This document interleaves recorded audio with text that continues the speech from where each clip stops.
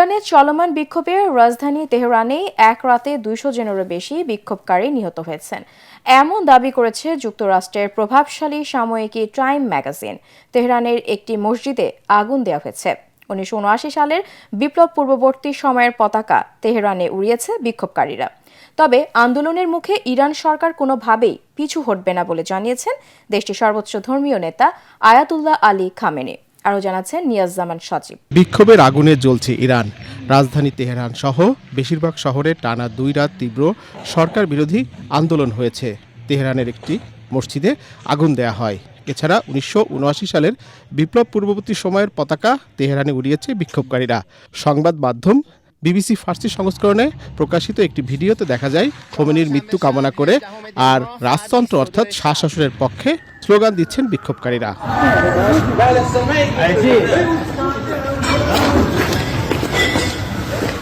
যুক্তরাষ্ট্রের প্রভাবশালী সাময়িকী টাইম ম্যাগাজিন জানিয়েছে ইরানের চলমান বিক্ষোভে রাজধানী তেহরানেই এক রাতে ২০০ জনের বেশি বিক্ষোভকারী নিহত হয়েছে। বিক্ষোভকারীরা সহিংস হয়ে উঠলে গুলি ছোড়ে আইন শৃঙ্খলা বাহিনীর সদস্যরা। এদিকে চলমান বিক্ষোভের মুখে কোনোভাবেই পিছু হটবে না তার সরকার বলে জানিয়েছেন ইরানের সর্বোচ্চ ধর্মীয় নেতা আয়াতুল্লাহ আলী খামেনি। রাষ্ট্রীয় টেলিভিশনে দেয়া ভাষণে একথা বলেন তিনি। মার্কিন প্রেসিডেন্ট ডোনাল্ড ট্রাম্পের হাত রক্তে রঞ্জিত বলেও জানান তিনি। গত ডিসেম্বর শুরু হওয়া এই আন্দোলন এখন পর্যন্ত ৩১টি শহরে ছড়িয়ে পড়েছে।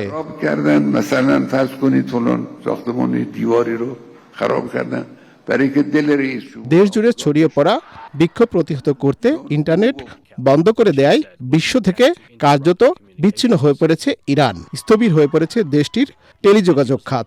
বাতিল করা হয়েছে বহু ফ্লাইট। নিয়াজ জামান সজীব, এটিএন বাংলা।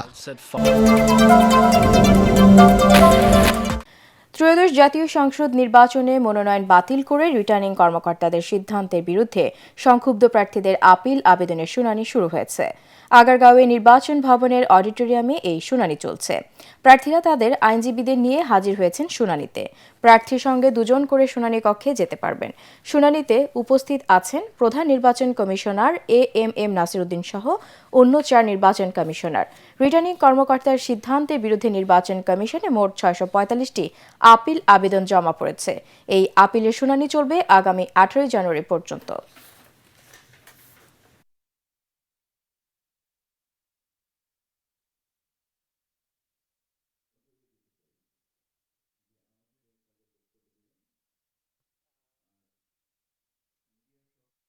বাংলাদেশের সংবিধানের ৬৬ অনুচ্ছেদ এবং আমাদের গণপ্রতিনিধিত্ব আদেশ অনুযায়ী প্রার্থীর অযোগ্যতা যে বিষয়, তার মধ্যে অন্যতম অযোগ্যতা হচ্ছে মনোনয়নপত্র জমাদানের পূর্বে তিনি ঋণ খেলাপি ছিলেন এমন অবস্থা তার থাকতে হবে। নির্বাচন কমিশন যে আজকে যে আগামীকাল ৫টা পর্যন্ত যে তদন্ত, এই তদন্ততে ইনশাল্লাহ আমাদের মহামান্য ব্যারিস্টার যা বলেছেন এর সত্যতা ইনশাল্লাহ আগামীকাল ৫টার মধ্যে প্রমাণ হবে, এটি আমরা আশা করছি।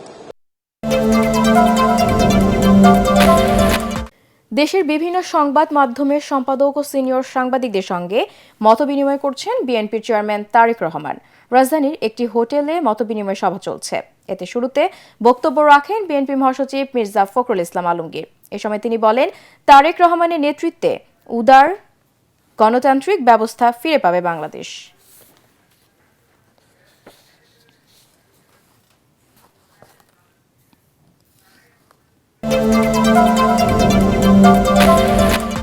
শীতে সারা দেশের জনজীবন বিপর্যস্ত হয়ে পড়েছে।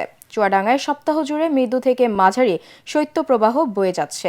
সকাল ৯টায় তাপমাত্রা রেকর্ড করা হয়েছে ৮.৩ ডিগ্রি সেলসিয়াস। এক সপ্তাহ ধরে শৈত্যপ্রবাহ অব্যাহত থাকায় জনজীবনে দুর্ভোগ বেড়ে গেছে। রাত থেকে গুড়ি গুড়ি বৃষ্টির মতো কুয়াশা ঝরছে। অসহায় ও ছিন্নমূল মানুষগুলো শীতের তীব্রতার কাছে একরকম অসহায় হয়ে পড়ছে। ঘন কুয়াশার কারণে দৃষ্টিসীমা কমে এসেছে। সকাল ৬টায় কুড়িগ্রামের সর্বনিম্ন তাপমাত্রা ১০.৮ ডিগ্রি সেলসিয়াস রেকর্ড করা হয়েছে। এছাড়া ফরিদপুর, মেহেরপুর, পঞ্চগড়েও চলছে শীতের তীব্রতা।